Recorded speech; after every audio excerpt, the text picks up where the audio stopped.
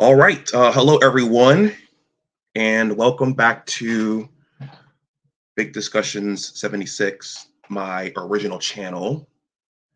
Let me make sure that I am broadcasting to YouTube.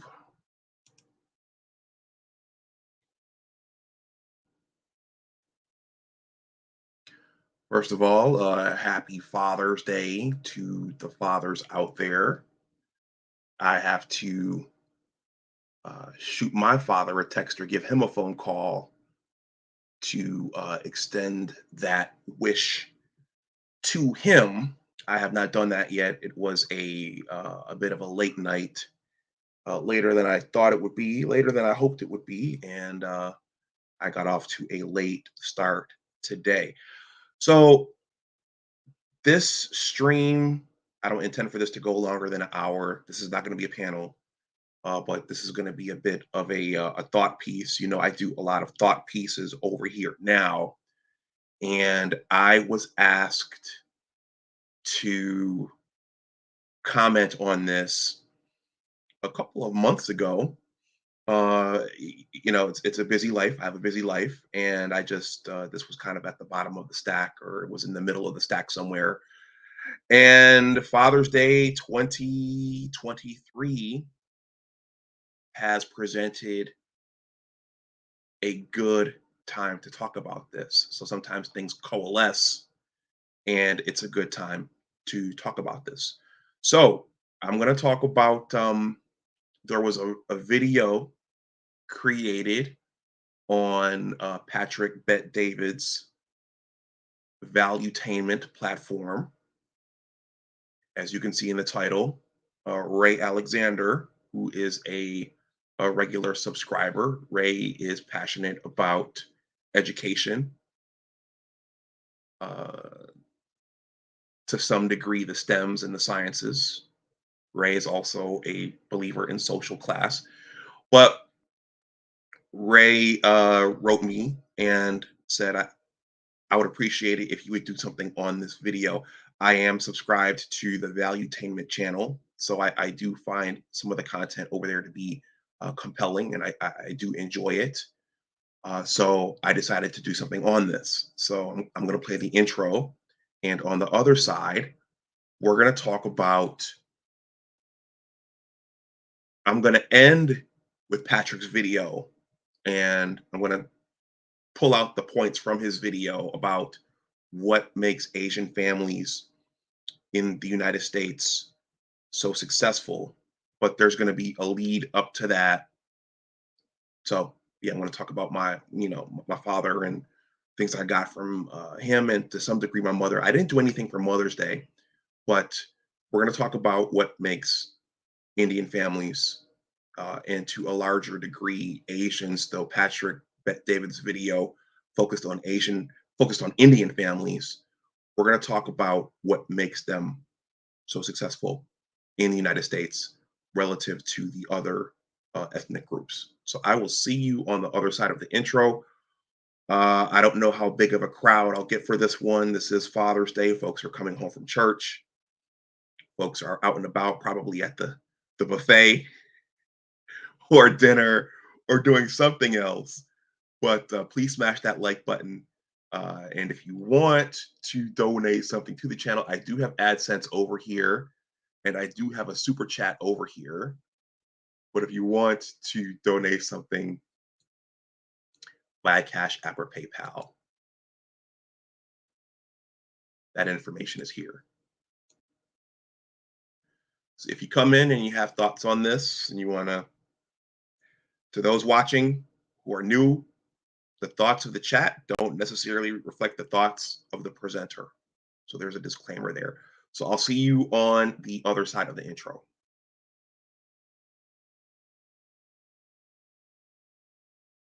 Where is the intro? I have a lot of files here in StreamYard. If there it is.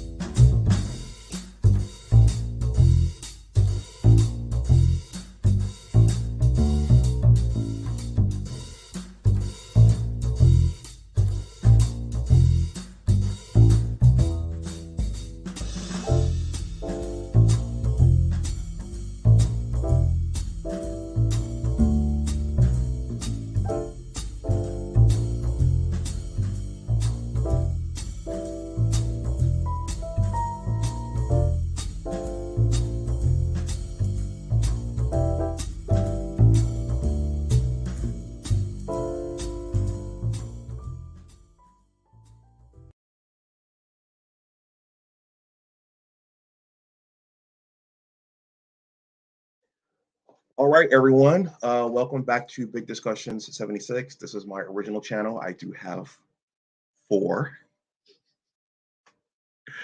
And I did not come up with the idea of having multiple channels, but some people do.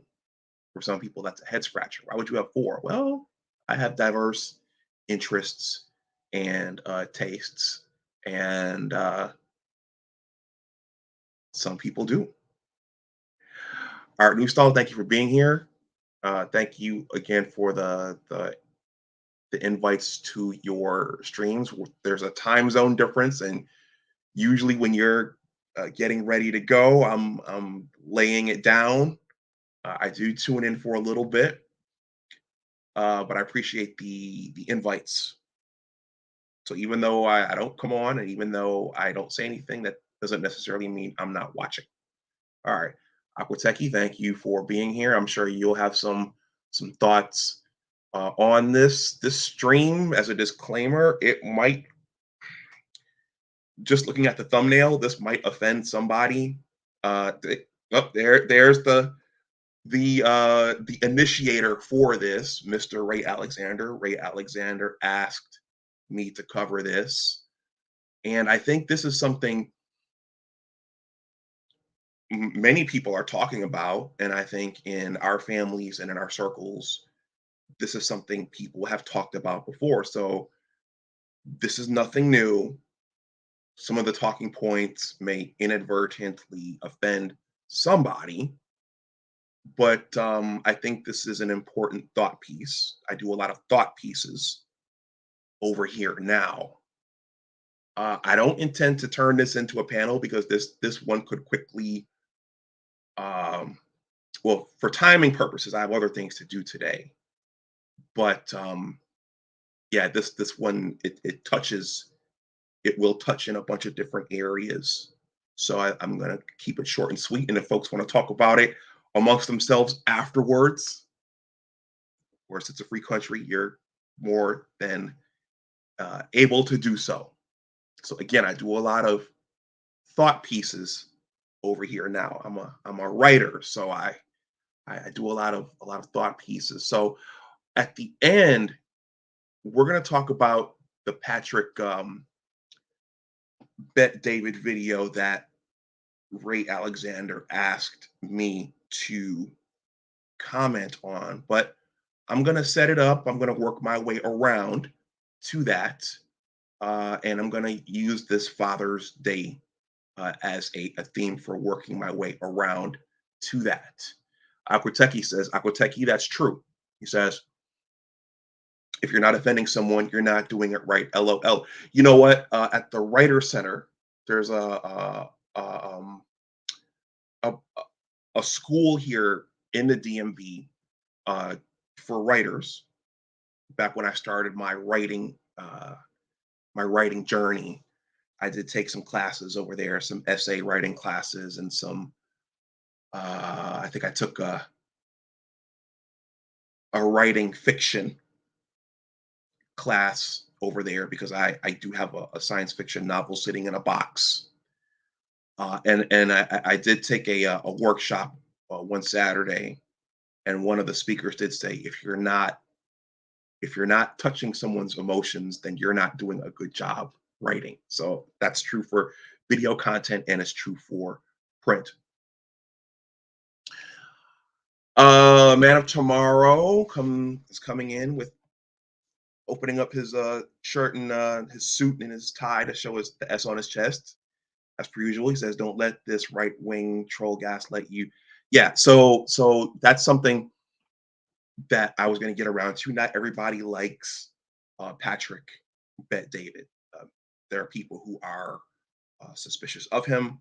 Man of Tomorrow just referred to him as a right wing troll, and I think it was under one of Tariq's videos. Tariq Nasheed just opened a new Black History Museum out in Los Angeles. He's uh, a producer and a content creator himself.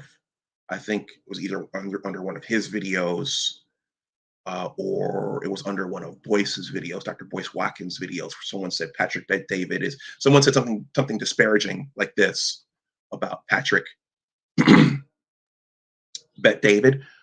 However, again, on this channel, I want to encourage thinking, and regardless of what someone is saying, shoot, one of the life lessons I've dealt with in my family is, can you pull out the important things that someone is talking about?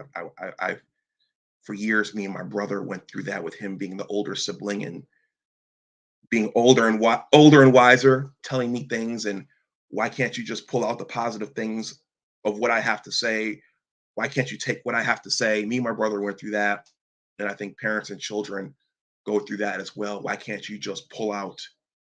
Why can't you just distill out the important things of what I have to say? I think that's one of the trickier things about video content and written content is that people tend to focus on one thing and discard the entire thing. And so anyway, we're gonna work our way around. Ray Alexander thought that there was something important in this video, so and I think it's a I think there are some important points to consider as well.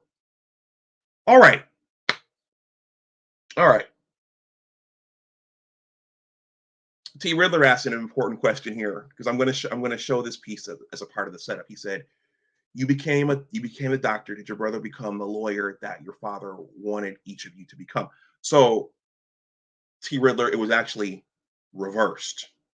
Dad wanted me to become the lawyer, and he wanted my brother to become the medical doctor. Right. So those were his intentions for us. So my brother is a creative. He's an artsy type, and I think he wanted to become an architect uh, initially, and that he ran into some difficulties there, and he didn't finish that path. And a part of that was I don't think he had mentors because I met a black architect afterwards, and this black architect said that for the school your brother went to, there weren't a lot of black architects to mentor those students. So I think that might be the issue that my brother ran into. And an artsy type of creative, so those people, if they don't get hooked into the education pathway early, and if they don't have something keeping them there, then they may drop off. And of course, I followed the science track. Okay, Salchi is bringing economic stats. He says in 2023 first quarter, the median weekly earnings for full-time wage and salary workers for Asian men is 1,573, and for women it's 1,313. And a comment here for Ray Alexander, but Man of Tomorrow, I will acknowledge Man of Tomorrow is a businessman, and I didn't watch it, but he was recently on with uh, Erica Williams, and they were talking business. So Man of Tomorrow does have a business and entrepreneurship pedigree. So I want to acknowledge that and say salute to you for that. Okay, let's jump in. I don't want to spend the entire Sunday in front of this screen, and some viewers get frustrated if you don't jump right in and talk about what you say you're going to talk about. Okay, as a jumping off point, you guys know that I'm an aspiring author, and I'm working on a basketball related book, and this is it. But I'm using this as a jumping off point. When I finally get it published, maybe you guys will buy a copy, maybe not. But for now, it's a jumping off point. It's a sports and life related book. It's a journey. It's about the human spirit, like many of Stephen King's books. Stephen King is one of my writing uh, idols, or one of the people I look up to. But this part of this book is going through this journey. Everyone's life is a journey, and then looking back at the journey, and then realizing what things were missing and what tools I could have used along the way. And they were key when someone becomes successful. There are key things that are in place that allow them to become successful and that facilitate that success. Earlier this year, I stated that I had gone back to my Malcolm Gladwellian roots. Man of Tomorrow. I don't know if you approve of Malcolm Gladwell or not, but I am a fan of this gentleman. He's a writer, author, thinker, and now a podcaster. He's been speaking for years. One of my favorite books is Outliers. I was talking with someone about it last night, and I wrote this quote down under this. Uh, what arbitrary rules, environments, and systems are in place that allow the successful to become successful? So, one of the things Malcolm, one of the drums he's beaten over the years is that excellence is grounded in specific environments. So, in this world we live in, many of you have heard about the interactions between nature and nurture, right? So we all can make individual choices, right? We can all decide things in our personal lives to a degree, but what role does the environment play? And as I'm progressing in age, I'm kind of landing on the side that says that environment matters. Who's around you matters. Uh, what influences are around you, those matter. And so you can make choices, but the things that are around you and the people that are around you, those are going to play a role in who you are and who you become and what you go on to do. And before I go on, there's a key chapter in this book discussing Lewis Terman, who believed heavily in IQ scores. And in a key experiment, Lewis Terman found that he had a population of kids with high IQ scores. Some of those kids went on to achieve and to become very successful and movers and shakers in the world and thought leaders and captains of industry. And then there was another pool of high IQ people who didn't amount to anything and and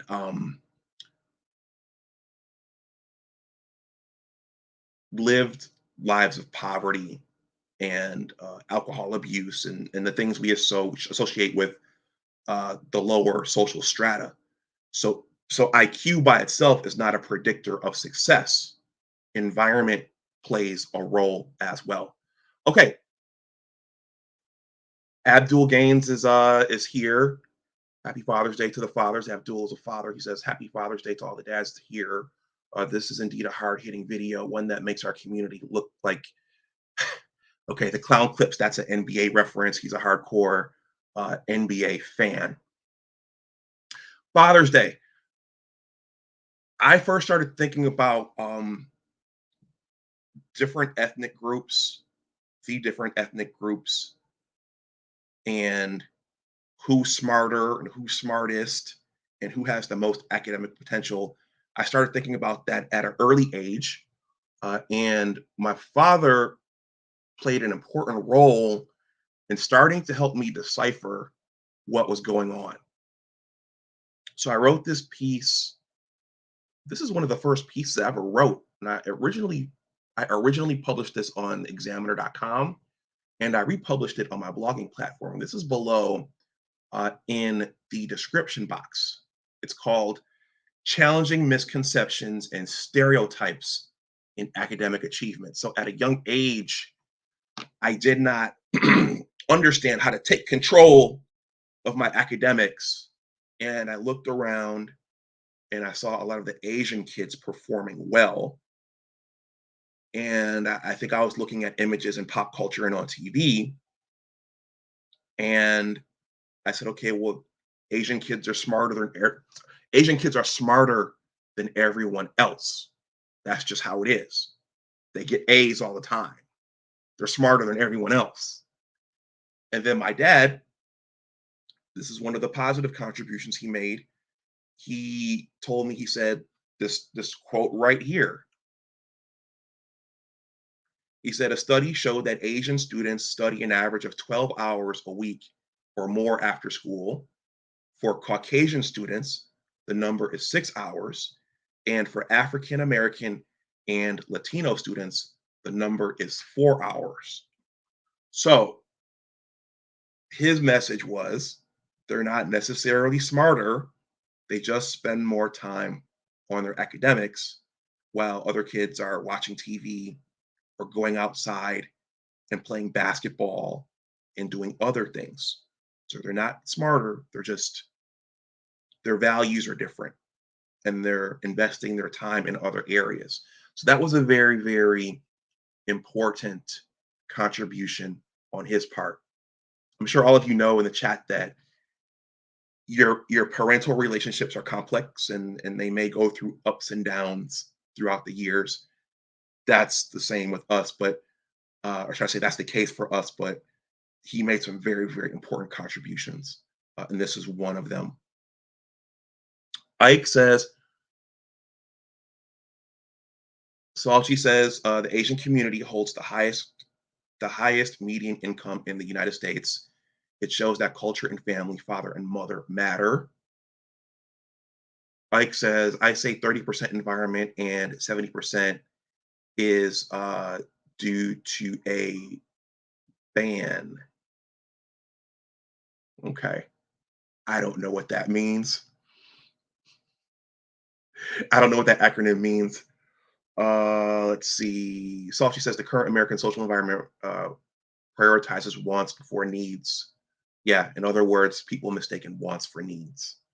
And he says Asian students study more than everyone else. Ray says, okay, this is a response to Man of Tomorrow. Up, Anthony Brian Logan's name has been invoked.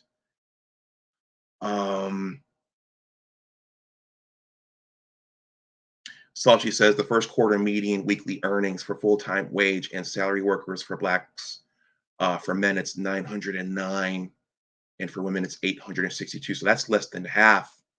If I go back to his comment before, that's less than half of what was over those Indians or Asians in general. Asian. Okay, so that's less than half.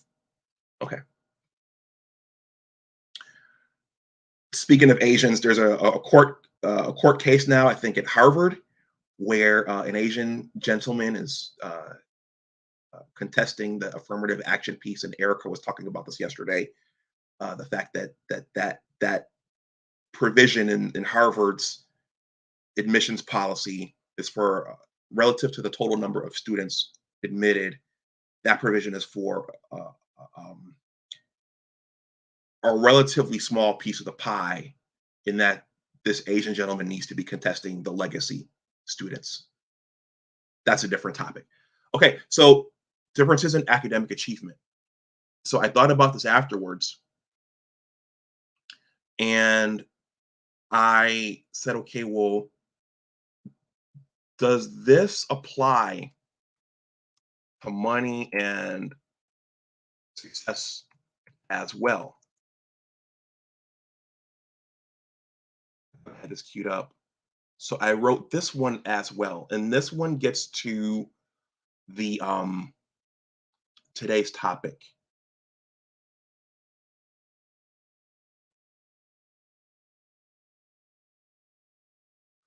This one is entitled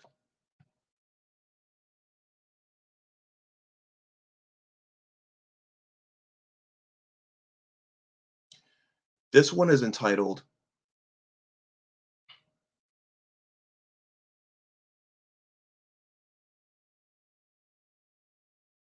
again, another thought piece.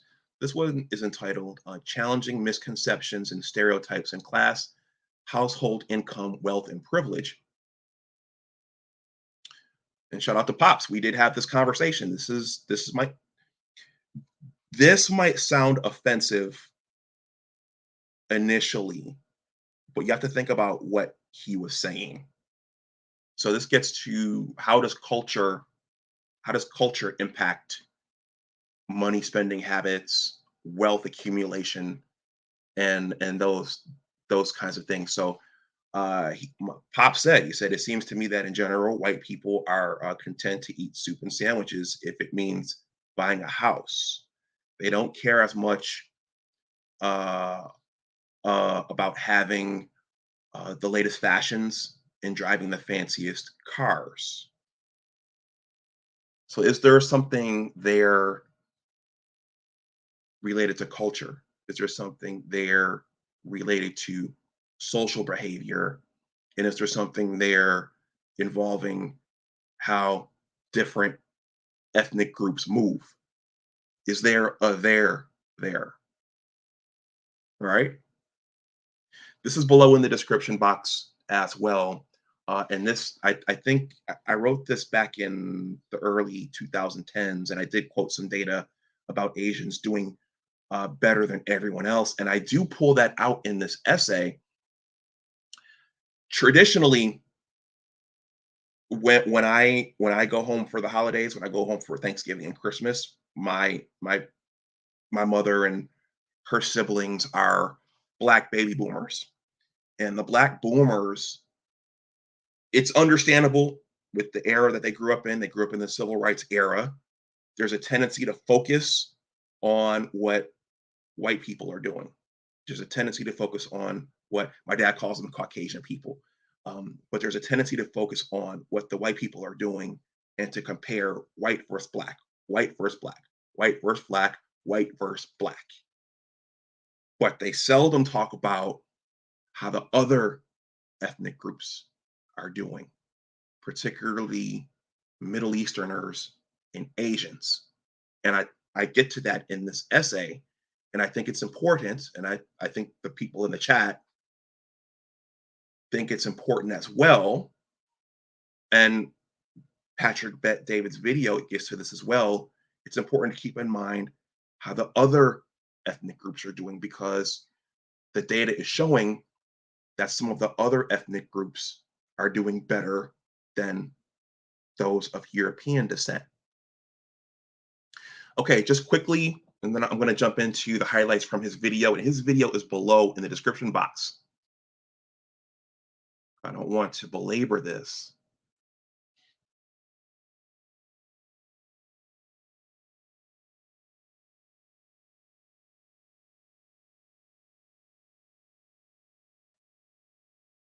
Okay, behavior and money. I wrote this one as well. This was the first one I wrote, I think. This was from 2017. This was called Father's Day 2017, Reflections on Some of Dad's Money and Life Lessons. He said, this is a quote, this actually happened. You just did something I don't like. You didn't count your change. How do you know that the cashier gave you the correct change? Pops was always pretty big on counting your change and getting your receipts. But I also, in this essay, I talk about how Pops was pretty risk averse in terms of investing. And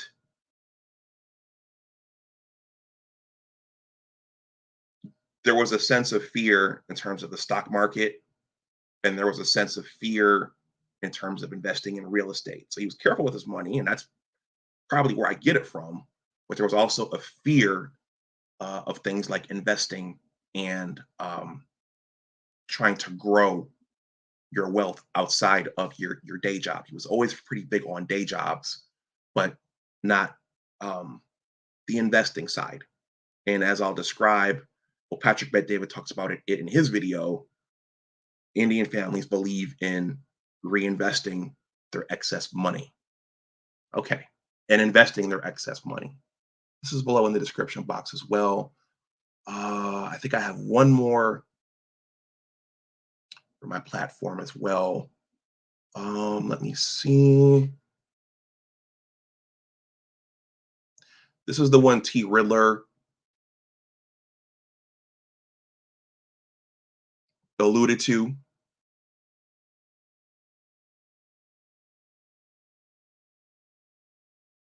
Pops had specific career plans for me and my brother. One was for me to be his lawyer, and the other one was for my brother to be his doctor. And of course, we ended up following different paths for varying reasons. And this essay also starts to distill out the um, the difference between blue collar and white collar careers, because that's something that I did not start to understand until later. And that's something he was pushing us towards. He was pushing us towards white collar careers. And I think something we're seeing now in this country is uh, a reestablishment of the respect for blue collar careers. Okay. And I'm gonna get to that. All this is gonna tie into my summary of Patrick Bet David's video. One of Dad's final, not final, but one of his other important contributions was the encouragement of education, specifically reading. And I heard him say one time, those who read succeed. My mother encouraged reading and education as well, but this was an important tool that they both put into the toolbox. And this is a good time to point out, this is going to tie in to the ending regarding Patrick Bet David's video. A lot of people don't know that this is going on. And a lot of particularly Black boys didn't have that encouragement to read. And a lot of people don't know that this is going on, but this is a real thing that's going on. On average, I just looked this up via Google. Uh, Black boys have a very low um, reading proficiency.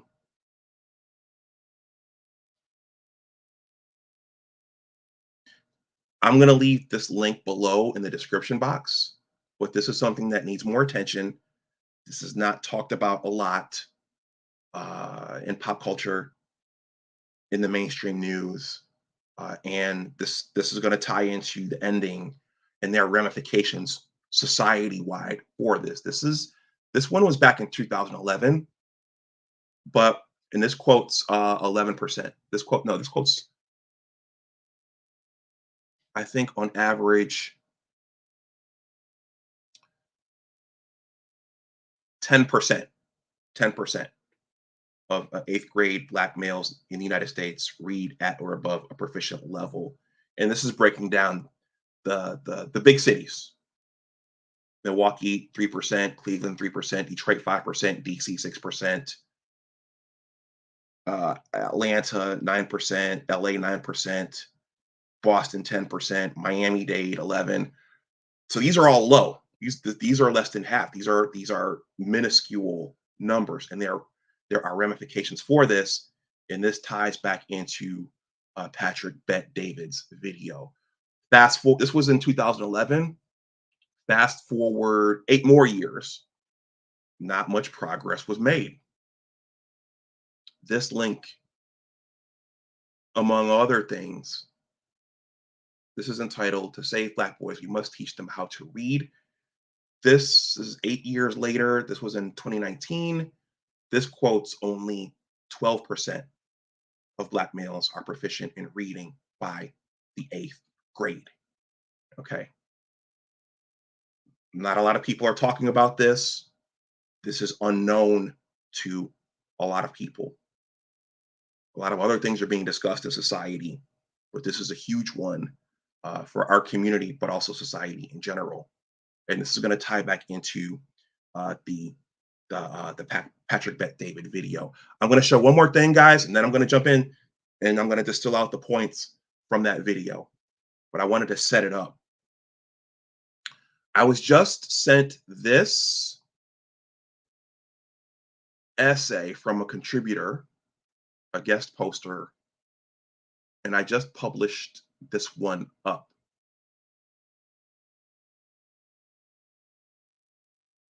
I know this one might make Ray Alexander bristle a little bit, but this one is entitled, "Is College Necessary for Everybody?"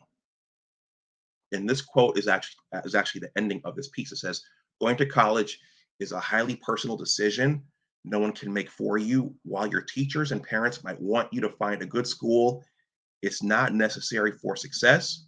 Instead, consider the type of career you want and whether pursuing higher education is worth it." That's something important, especially for when counseling young people today. Man of tomorrow is an entrepreneur in the trucking industry. I think he was military as well. So we know that college is not for everybody. And today, more than ever, it's not necessarily the magic bullet. This essay is below in the description box, but this is going to tie into the Patrick Bet David video. So without further ado, let's get to that. That video is below in the description box. If you guys want to watch it, you can watch it. But I just kind of bulleted out the main points from it. So here we go.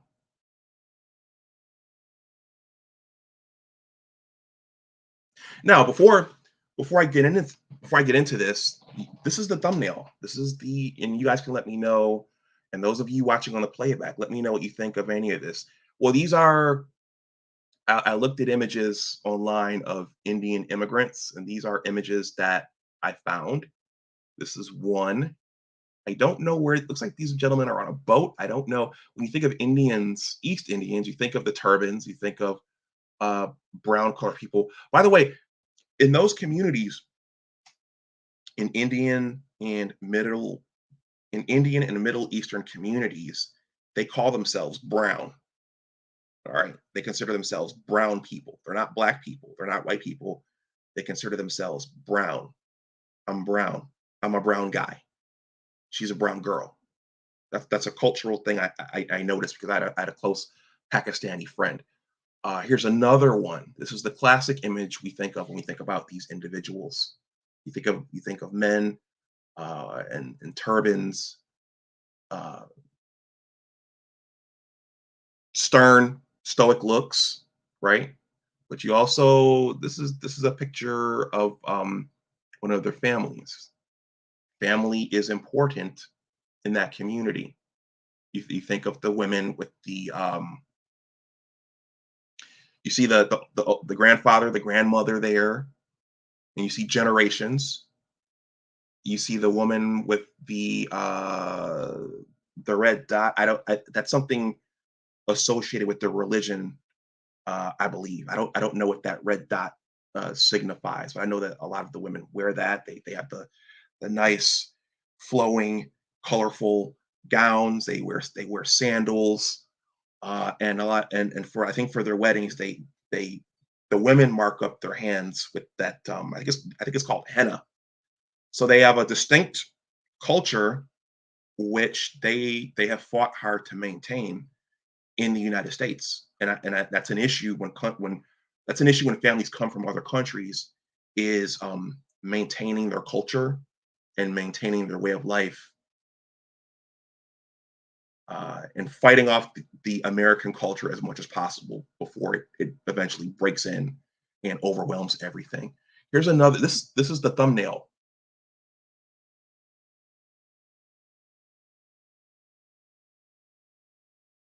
I don't know if these are crazy rich Asians. You guys know that was a movie. I think about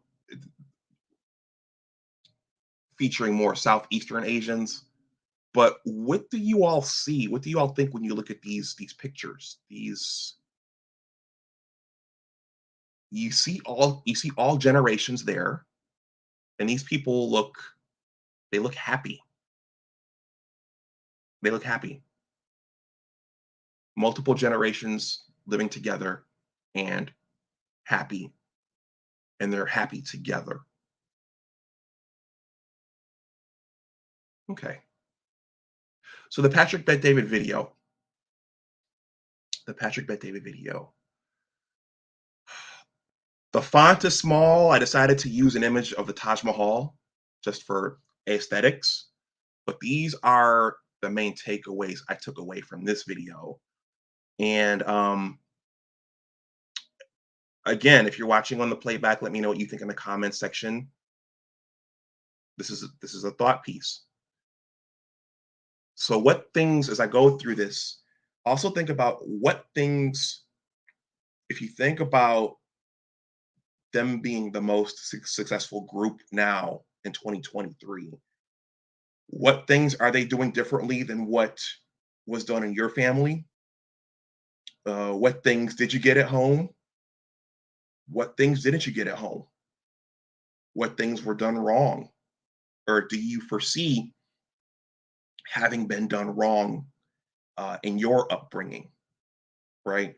And I've, in my own family, even that's a sensitive topic because, parents, they do the best they can at that particular juncture. And it's hurtful for them when you go back and you point those things out and you blame them. I've gone through that in my own family. But just as I'm reading through these things, and if you watch the video, think about the deeper messages that Patrick was communicating, many of them backed by data, and think about what you saw growing up and what you experienced growing up. Once again, everyone, the super chat is live. If you want to donate something, my Cash App and PayPal are here as well. But definitely smash that like button if you haven't. And if you're new, definitely please consider subscribing.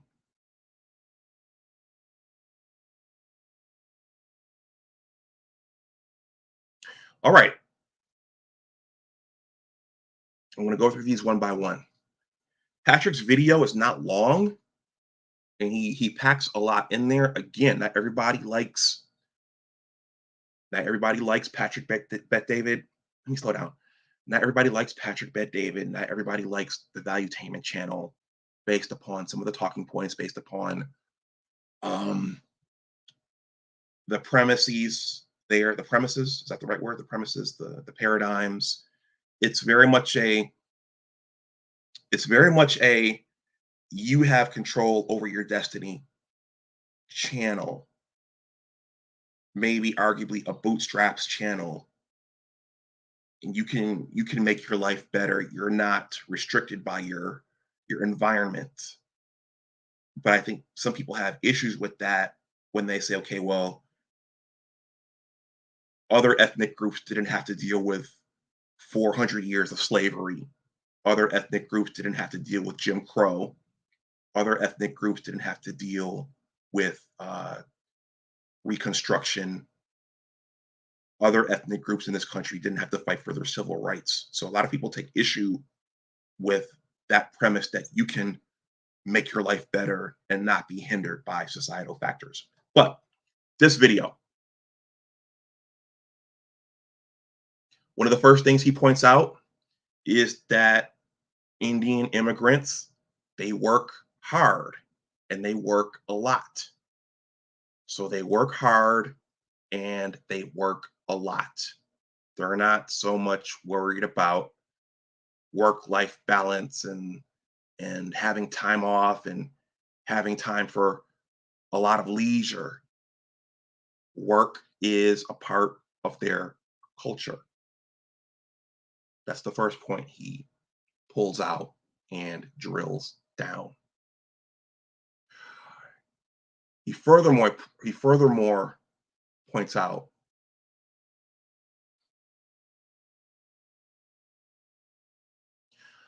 uh, they in terms of college degree attainment, they tend to focus on business management and the STEMs. Okay, so going back to, is a college degree necessary?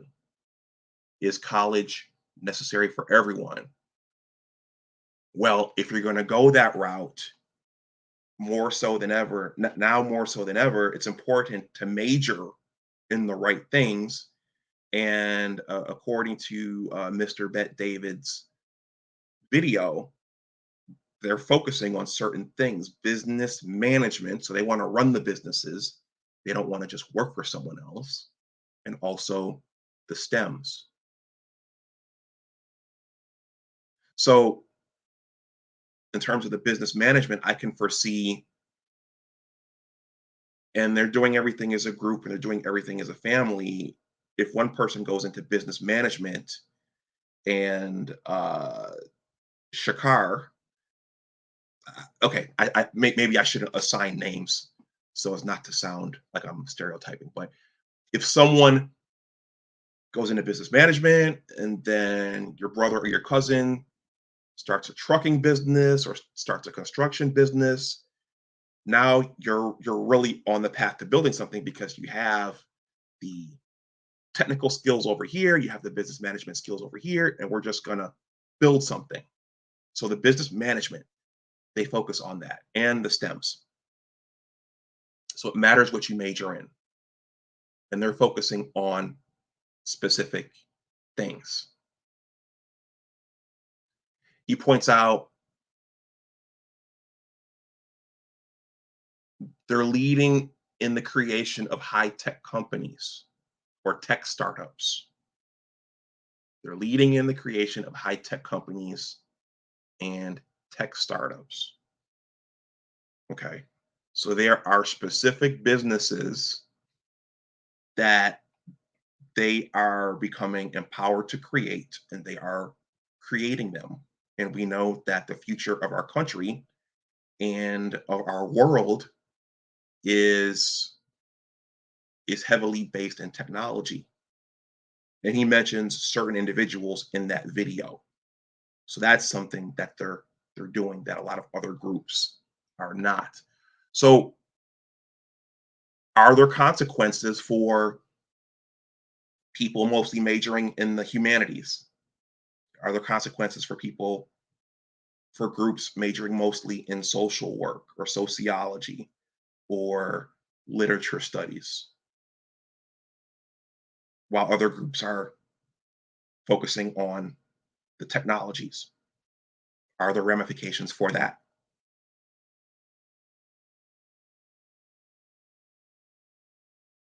And regardless of which major you choose,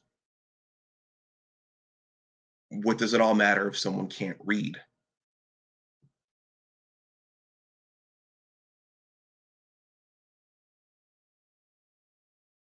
Family. In the video, he states that families share homes while building businesses and reinvesting the money. Okay. So, in a lot of communities, in a lot of communities, I know that in ours, and the one I come from, it's important to get out, go away to college, get your own, start building your own, and it's important to start to establish some form of independence and autonomy from your family. Let me pull these pictures back up. From what I've seen and what I've heard, what other ethnic groups do is they stay together and the kids stay until they stay throughout their education in many instances, and many of them stay until they marry off.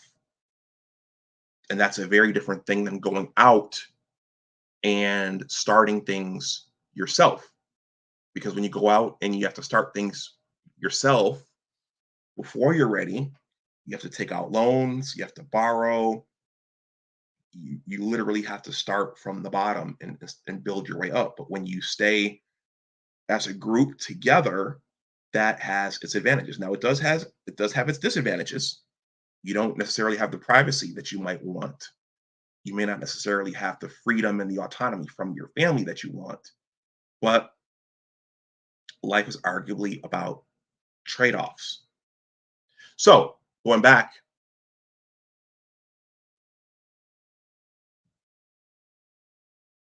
their families share homes while building businesses and reinvesting the money that they're all able to collectively save. And you hear things like this about the immigrants from south of the border, from Mexico in South America as well. They'll all, okay, not trying to stereotype here, but many of them will pile into a single apartment or a single home. I heard one time that they even one shift of people will go off to work, the others will stay at home and sleep, and then the first shift will come home, and then the second shift will go out, and then they'll do this over and over and over again until they stack their cash, and then they'll move out. But they don't come to the United States and just try to get things immediately. They figure out how to stack their cash, and then they go out and get stuff.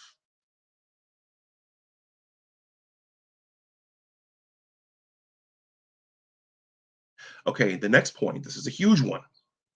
This is, and really think about your families and what you saw in your family, and how all of this jives together. Patrick Bet David in that video, he pointed out that right now, they have the lowest divorce rates, 1.3%. And these aren't necessarily due to arranged marriages. So these marriages are taking place here in the United States as opposed to back in their native India. So they have a very, very low divorce rate relative to the other ethnic groups. Man of tomorrow, I know you don't like Patrick Bet David, but is that important to know and to keep in mind and to consider? The next one involves parenting. So according to Patrick, they promote kinship. I put in parentheses family. They promote family. They promote kinship, and they promote close parent-child relationships. Their parents are self-sacrificing, and it's important for them to build trustworthiness with their children. So, according to Patrick in the video, he says that uh, the mother-son relationships are strong, and the father-daughter relationships are strong. And it's even to the point where sons confide in their mothers and daughters confide in their fathers. That's interesting. That's interesting. How often, well, I won't comment on how often I've seen that, but I will go back to something I said earlier in the stream, and that's that as you progress throughout life, for some of us, our parent, our relationships with our parents, our relationships with our parents can become complex. All right, for any number of reasons. But according to what Mr. Bet David has said here, there's a strong creating strong relationships with the children is important, and particularly mothers and sons, and fathers and daughters.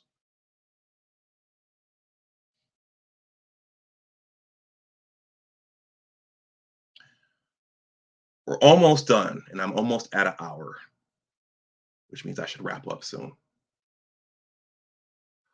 Quality time. Quality time. So they make sure that society is not raising the kids. Okay. That's huge now with a lot of the things that we're seeing. I'm not going to go into everything, but they, what I'm gathering from this is that it's not a drop the kids off at school and let the school raise them, and then we'll just wash, rinse, and repeat the next day. They're very involved, and they care a lot about the culture that their kids are getting, and they want to make sure that their kids are being um,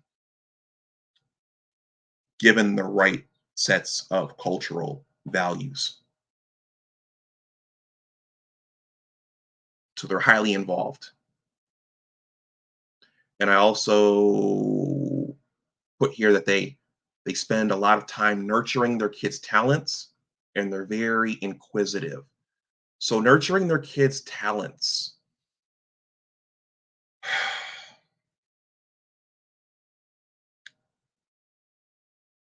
that gets back to, well, if we get back to the Black boys reading level, that gets back to making sure that their kids have everything that their kids need to succeed, and that their kids are not just twisting in the wind and being passed through the schools without being able to do the work. And then also noticing what their kids are good at and nurturing what their kids are good at. So again, they're highly involved and they're not taking a hands-off approach to what their kids are doing. Okay, I see the lead attorney there.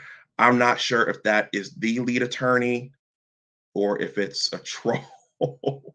If that's the real lead attorney, thank you for being here. Is that the real lead attorney? Floyd Holt says only the top 10% of Indians and other groups are coming to the United States legally, thus avoiding the negativity of stereotypes of their bottom class that professional blacks have to deal with. Floyd Holt, that's an interesting point.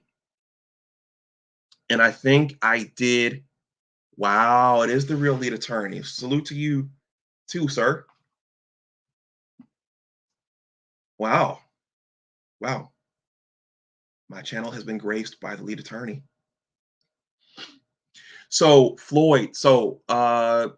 Lead Attorney, if there's the potential for us to collaborate at some point, I'm a little fish. I'm a STEM guy, but if there's potential for us to collaborate at some point, I'd be open to doing that. So, Floyd, you mentioned a very, very important point.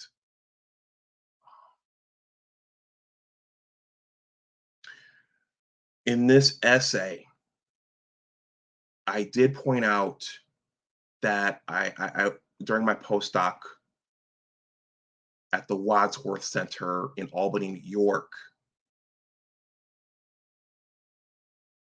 I was the only American in that lab. That's the wrong one.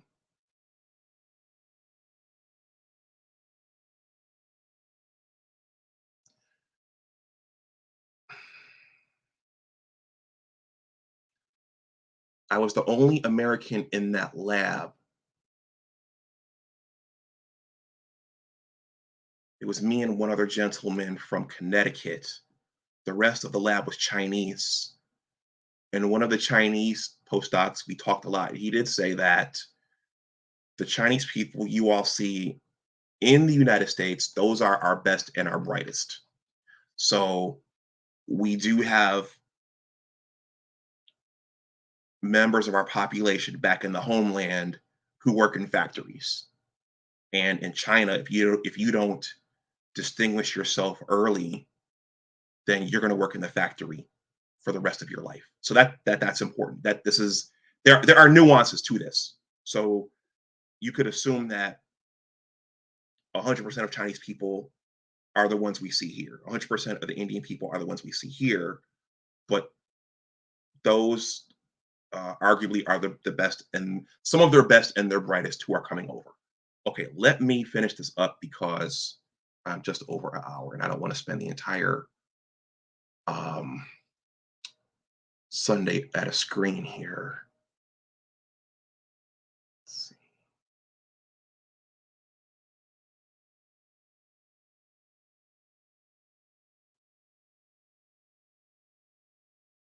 So, so inquisitive. What does that mean, inquisitive? So when you look at their families, and I don't want to stereotype, but you see the grandfather there, you see the grandmother there, typically in public, when you see Indian women and Indian wives, they're very meek and they appear to be very meek and they appear to be very unassuming. But from what I've been told by peers from that community behind closed doors, it's not like that. They're very behind closed doors, but out in public, they're quiet, they're meek, they're gentle. And I had a landlord like that in New Jersey, uh, Amit. His name was Amit, and his parents came over to see how he was managing the property. I was staying there for the summertime, and his parents were very quiet, and his mom was very meek. She had on the traditional Indian garb for females, and I said, "Oh, your parents, they look very quiet and gentle and well mannered." And he said, "No, it's not like that. They're actually the opposite when it's just us." And I came home one day. I came back to the house one day, and he was in a shouting match with his father.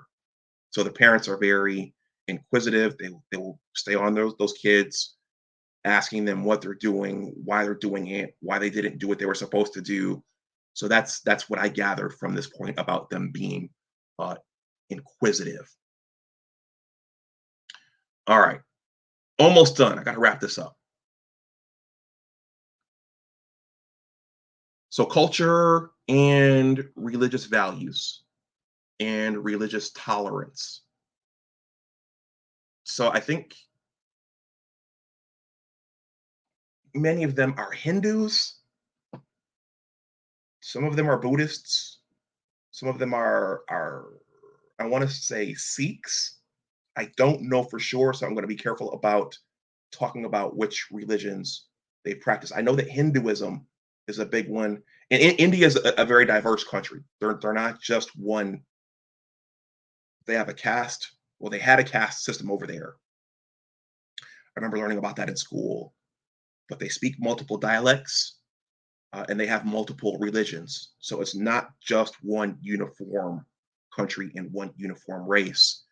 And so one of the things Patrick pointed out was that they have distinct culture and religious values, and they teach religious tolerance, and they try to respect everyone else's values and views of the world. Whew, how much are we seeing that today here in this country? Those things.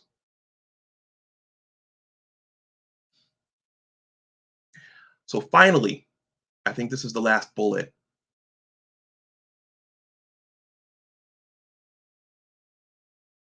This is the last bullet. This should be the last bullet. Their parents are highly judgmental. This is the second to last bullet. So their parents are highly judgmental. So this goes back to, and I think this interrelates with them all staying together and them living under the same home. With everyone staying together and living under the same home, again, and this will offend somebody. Shout out to Dr. Thomas Sowell. Think about trade offs. Think about trade offs. You're all living together and staying under the same home. There are benefits to that, but you also have to function in the unit, and you have to care to some degree what the other members of the family think, particularly the elders, right? So when you move out, when you move out on your own, you pretty much do whatever you want to do. You don't really care, and there's no judgment. And you see that on social media a lot. Don't judge me. Don't judge me. Don't judge me. Well, according to what Mr. Bet David said in his video, Indian parents are highly judgmental. Have we lost that in the United States in general and in specific communities? A lack of judgment. And does that matter? Why does that matter? Are we worse off for that? Are we better off for that? Okay, now this is the last bullet. They are Indian parents are strong multitaskers, according to what Mr. Bet David said in his video. And the link to his video is in the description box below. I could have read the video. I mean, I'm sorry, I could have played the video all, but I don't want a copyright strike or anything. I don't want to get involved in all of that business. Um, so They're strong multitaskers. So I think where he was going with that once again is them putting the children first and making sure, yeah, they're working on their careers, they're managing the other parts of their lives, but they're making sure they put the children first. So that multitasking thing is huge, and that's it. That's it. And I think things like, well, when you go back to values and if you list out, if you look at that entire list, one of the things that comes out, and Mr. Bet David mentioned this at the end of his video, was delayed gratification. So any STEM career, building a business, moving from another country, all piling into a home together to save money and to invest money, all of that requires some level of delayed gratification. And we know that in this society, in our country, and arguably in certain ethnic groups, we become a microwave society. I want to throw the meal in the microwave, hit nuke for 14 minutes, and I want to eat my meal now. I don't want to wait for it. I don't want to wait for it to warm up in the oven and all the seasonings to go into the meat or the vegetables or whatever. I want it now.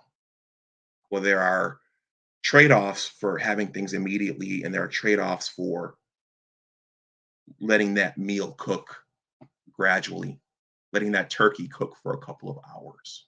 There are trade-offs. And that's it. So Ray Alexander asked me to, Ray, thank you for the generous super chat. I appreciate that. Requests are always requests are welcome, but they're easier to do when there's a some form of compensation or um, compensation for them.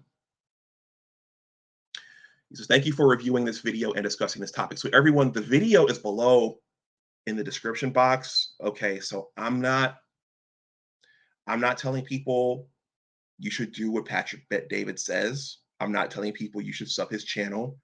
I'm not telling people you should like Patrick Bet David. I think there are some interesting things to think about over there in that video and on his channel. I could tell you some of the people that he's interviewed. Some people would say, oh, he's interviewed so and so. I think he interviewed the Tate brothers. He recently interviewed the Tate brothers, and just, but you know, over here, I like to encourage thinking. And right now in society, a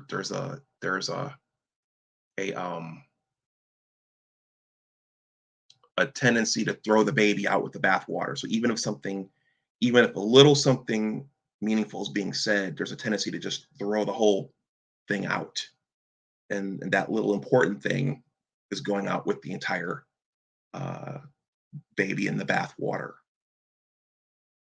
But thinking. That's why I'm also a fan of Chris Williamson's channel. I forget the official name of his channel, but there's a podcaster called Chris Williamson, and I like his channel. His thing is interviewing, and I think I want to transition more to that podcasting format myself. Anyway, everyone, I've talked for an hour and 11 minutes. Thank you to everyone who hung out in the chat. Let me look at some of the comments.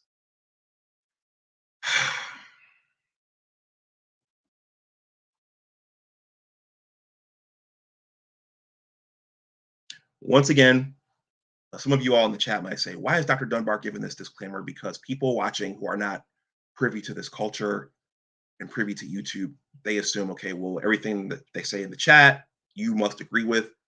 That's not necessarily true. Employers are looking, people on the outside are looking, and they don't understand what's happening here. So I'm conscious of image. I'm very conscious of image. And I would encourage everyone to do that as well, at least up until the point that you own yourself. Um, Alonzo Hall says the All Star Advisor. I think Alonzo's live now as well. He says, I know an Indian family who all the siblings still live in the family house with their parents. They build onto the house each time the family grows. A wealthy area called Jamaica Estates. That's right. So there are ways that particular ethnic groups are moving. That's what they do. In other communities, it's about getting out and getting your own. And another thing you see is a big thing is not keeping mom and dad's house. And I know in our community, in the descendants of slaves or foundation of Black America, that's a big thing. What to do with mom and dad's house? Do you keep mom and dad's house? Do you fix up mom and dad's house? Or do you sell it for pennies on the dollar while the whole neighborhood is gentrifying? Okay. Well, these people will always have the house, right? Those houses will stay in those families. Big difference. Ray Alexander says Indian CEOs of tech companies, Satya Nadella, Microsoft, Sundar Pichai, Google. Okay, these are the CEOs and the founders of the companies. Okay, Indian CEOs of tech companies: Satya Nadella, Microsoft; Sundar Pichai. I don't know if I pronounced that correctly. Google; Arvind Krishna, IBM; Shantanu, Adobe; Vivek Randaviv, CEO. Malcolm Gladwell uh, talked about that gentleman, Mr. Randaviv, in David and Goliath. He talked about him in David and Goliath. So his name has been out there for a while.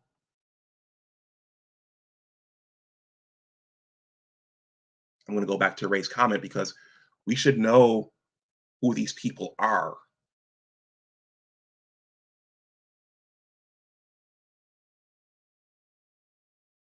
These are tech CEOs. Let's see. Vivek Randaviv, CEO, Tipco Software, and owner of the NBA Sacramento Kings. There you go. So these are names that are on the tongues of certain groups and not on the tongues of other groups. There are a lot of people in Foundation of Black America, the descendants of slaves, who don't know who Neil deGrasse Tyson is. I think that's significant. We don't know who people like that are. We don't talk about those people over Thanksgiving and Christmas dinner. We talk about Democrats and Republicans and presidents. Salchi says family culture and affirmative action. I'm not sure what that was referring to. Floyd Holt's comment about the top 10% of Indians. Once again, lead attorney. He graced my channel.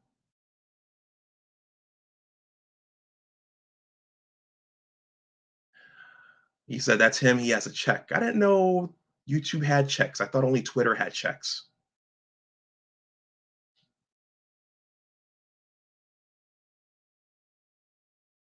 I think there was a fake lead attorney who tried to get me in a conversation on Telegram. That's why I said, "Is that the real him?" And I realized after the discussion that's probably not him. There are all kinds of bots and people phishing and data mining in YouTube comment sections. So you have to watch out for that. That happens to Boyce Watkins a lot. That happens to a lot of content creators. Ray Alexander says Indian Americans practice the concerted cultivation of academic development parenting style that encourages active parental engagement and high academic and career expectations for their children. So that gets to another point. So culture, I don't foresee Indian kids being mocked or being seen as odd because they're intelligent and because they speak a certain way and because they have large vocabularies. Culturally, I don't see their children having to go through that. But where do we see that? Where do we see that? He says I would definitely tune in to see a Dr. Dunbar lead attorney collaboration. Well, we'll see. She stopped through. Ray Alexander said, true Salchi Indian immigrants use their strengths of strong families, and they also take advantage of openings in the system that seek diversity. This gets to Patrick Bet David's point about the 1.8% divorce rate. Abdul Gaines says Indian men and women have a shared vision of relationship, marriage, family, and community. With that, you don't see nearly the chaos in the relationships that you see in Black relationships. Okay, this is in relationship to his comment about the 1.8% divorce rate. Now, that's not just in comparison to Black families, that's also in comparison to white families and Hispanic families. So there's something that they're doing relative to everyone else that's different. Salchi says, correct, he interviewed the Tate brothers. Brency says, appreciate the conversation. This goes back to real estate. The whole point about what Alonzo said about them continuing to expand the house when more members of the family are added. Floyd Holt says the grandchildren of Black people in Atlanta sold their houses and are now complaining about the high rent prices there. Little Points, Peopleville, and many Black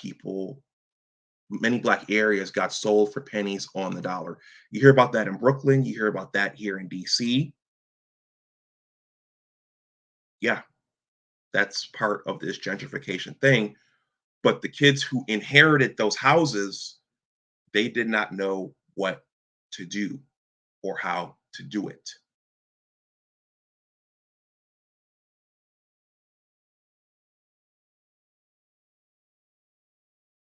Let's see. Let's see how on the Black community is the fact that, in fact, it's a defensive. Uh, See that a lot in the Black community. In fact, it's a defensive response, I'll fill in response that supports the negativity of the Black community. So that's where the Big Words blog site, that's where that name came from. I was asked in K through 12, Anwar, why do you use those big words all the time? Why do you speak like that? Why do you talk like that? Why do you comport yourself like that? That's where the name for my blog site came from. And the reason I was doing that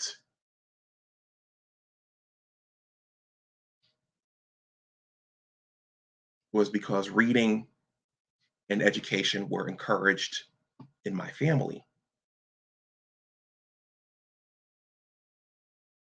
But that's part of the condition of Black people in this country is that it's not like that in every family. So that creates a hard time relating to each other. That creates a lot of, in many instances, dysfunctional cultural dynamics. I think there are two more comments. Then I'm going to wrap this up. Yeah, unfortunately, sometimes anti-intellectualism is strong. Floyd says Indians do have issues in their communities. They keep it on the hush and not broadcast it out in public. You know what, Floyd? That's a good point. I would not say that anything is 100%. Every Nothing is 100%. So nobody's life, nobody's community is 100% ideal. So I would agree that, yeah, they probably do have issues in there as well. We arguably just don't hear about them as much. Salty, thank you for the generous Cash App. All right, everyone, I'm going to wrap this up and have some other things to do. But once again, happy Father's Day to the fathers out there. I thought that this would be a good time to uh, uh, see to Ray's request. It's a not everybody likes the Valuetainment channel. I already talked about that, and that this topic about what Indian families are doing versus other ethnic groups, that's probably going to hit certain people in a certain way, which is understandable. But I think it's important to keep in mind because in a lot of families, again, especially Black families, the focus is what are white people doing? What are uh, how are they getting over? What advantages do they have over everyone else? When arguably the question needs to be, how are all of the ethnic groups doing? And the ones that are leading the charge and beating the pants off everybody, what are they doing that everyone else isn't doing? I think that's the most important question to ask in 2023. All right, everyone. Well, as you can see through the beginning of this, I am a writer and a blogger. Please consider joining my newsletter. This is the Big Words LLC newsletter.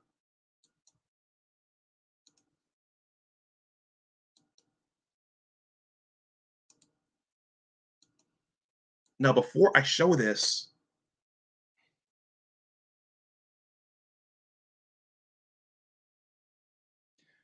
there's another thought that just wants to come out, and it's at the tip of my mind related to this.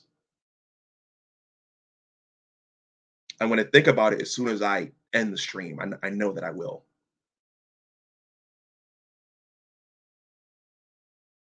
What was it related to?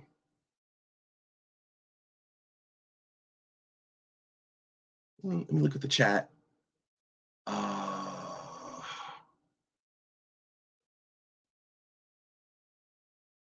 there was one other thing that I was going to say that was related to something here, and I can't think of it now.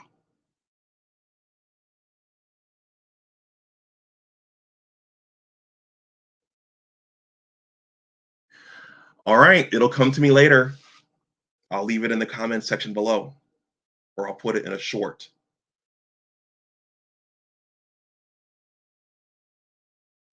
All right, this is the link to my newsletter. There's a two-paragraph greeting. The subscription button is at the bottom. You just enter in your email address there, and you are a part of the list. I will not give your information away to a third party, but please do consider signing up. I'm giving myself a few more seconds to see if that thought comes back.